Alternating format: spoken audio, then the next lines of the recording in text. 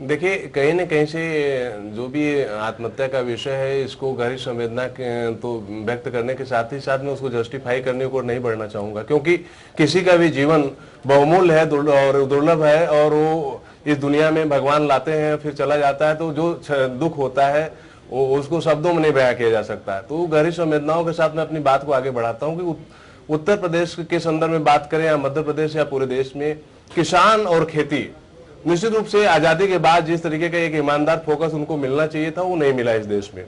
लेकिन हमारी सरकार दिल्ली में बैठी, और मध्य प्रदेश की सरकार को संदर्भित करते हुए मैं कहना चाहूंगा कि आज हमारा फोकस है कि गांव, गरीब, मजदूर और किसान, हम इनको कैसे समुन्नत करें। हम इस सच्चाई को स्वीकार करते हैं कि भारत को अगर आगे बढ़ना है तो 2/3 आबादी की पर कैपिटा इनकम को बढ़ाना पड़ेगा, और कहीं न कहीं से अनऑर्गेनाइज सेक्टर में किसान होने के नाते उसका जो दबाव समूह के रूप में भी उतना प्रभाव न होने के कारण कई बार नीतियां उसके अनुकूल नहीं बनती रही। लेकिन हमारी सरकार दिल्ली में बैठने के बाद पिछले बजट को अगर देखेंगे तो 1,87,000 करोड़ रुपए हम ग्राम विकास और उसके अलाइड एक्टिविटीज पे लेके आते हैं।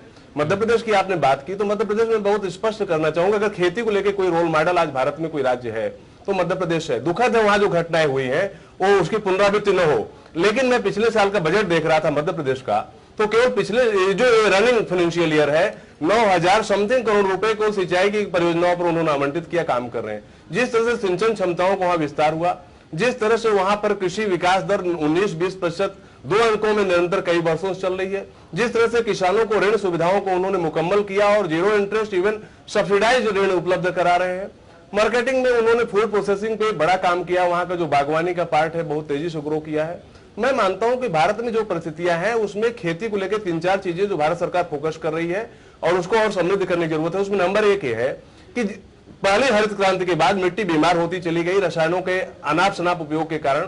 तो खेती में कहीं न कहीं से जैविक खेती की ओर हमको बढ़ना होगा, और उसमें आज जो है जो उर्वरकों का प्रबंधन है उसको ज्यादा विवेकपूर्ण तरीके से करना होगा। इसके लेकर के सॉइल टेस्टिंग लैब और सॉइल टेस्ट और मिट्टी के जो लेखा जोखा है इस पे फोकस करना होगा, जिसको लेकर हमारी सरकार कर रही है। नंबर दो एक बड़ा काम हमें करना होगा कि जो खेती में बागवानी का पार्ट है उसको और फोकस करना होगा, वहां पे ज्यादा संभावनाएं हैं।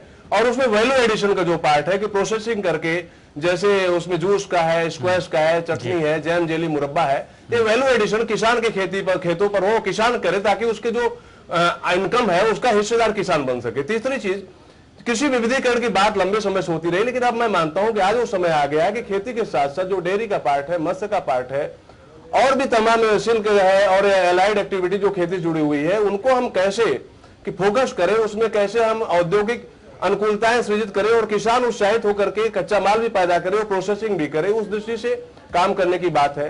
कोल्ड चेन का एक बड़ा पार्ट है कि सुदूर तमाम अंचलों में जो सब्जियां और फल फूल पैदा होते हैं वो बाजार की मुख्य धारा तक पहुंचे, इसको लेकर हम कोल्ड चेन बढ़ाने को लेकर भी काम कर रहे हैं। उत्तर प्रदेश सरकार की 2-3 चीजें हम कहना चाहेंगे। उत्तर प्रदेश सरकार अपने संकल्प पत्र में लेकर आई है कि मुख्यमंत्री सिंचाई योजना हम लेकर आएंगे 20,000 करोड़ के कॉर्पस मनी के साथ। इसके अलावा आज जो पानी एक बड़ी समस्या है उसको देखते हुए हम लोग टपक और स्प्रिंकलर प्रणाली जो सिंचाई की उसको फोकस कर रहे हैं। खेती में कोल्ड स्टोरेज का एक और भंडारण सुविधाओं का विकास किया जाए, इस दृष्टि से प्रत्येक विकासखंड में एक शीतगृह बनाने का हमारा एक अभी लक्ष्य है, उसको हम आगे और बढ़ाएंगे।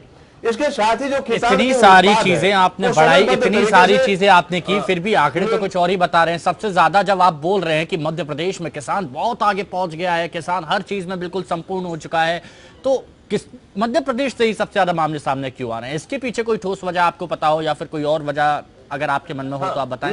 मैं इसको स्पष्ट कर दूं आपके सवाल। देखिए, ऐसा है कि एक खेती एक ऐसा क्षेत्र है जिसमें मैं नहीं कह सकता कि हम सेचुरेट हो चुके हैं। आज भी आप आजादी के समय जब जीडीपी में 50% से अधिक कंट्रीब्यूट करने वाला सेक्टर आज 14-15% पर सिमट गया है। एक सच्चाई है कि जहां से 14% जीडीपी को कंट्रीब्यूट हो रहा है वहां पे 65% आबादी पोषित हो रही है। तो नो डाउट जो पर कैपिटा इनकम किसानों की है, देश की जो पर कैपिटा इनकम है उसमें वो उसकी स्थिति बुरी है।